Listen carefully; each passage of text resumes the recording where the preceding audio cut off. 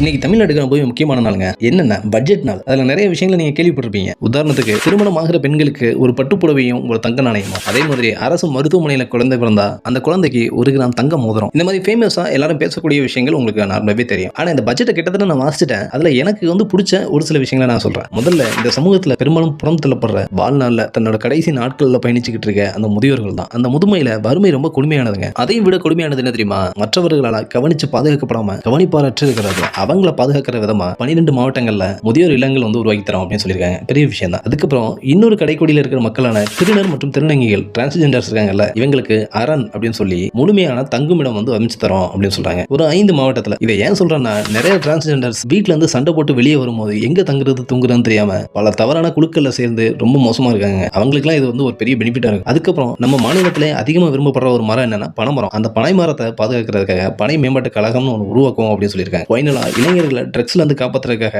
Drug free Tamil Nadu அப்படின்னு ஒரு app உருவாக்குவோம். அந்த ஆப்ல எங்கேயாவது போதைப் பொருள் கிடைச்சதுன்ற மாதிரி விஷயங்களை நீங்க சொல்லுங்க. அந்த தகவல்கள் ரொம்பவே ரகசியமா காக்கப்படும் அப்படின்னு சொல்லியிருக்காங்க. இதெல்லாம் நல்ல முன்னெடுப்புகள் தான், தப்பில்ல. பட்ஜெட்டை படிச்சு பார்த்த வரைக்கும் எனக்கு நல்லா தான் இருந்தது. ஆனா என்ன நடக்குதுன்றதை பொறுத்து தான் பார்க்கணும். உங்க கருத்துக்களை கமெண்ட்ல சொல்லுங்க. பாய்.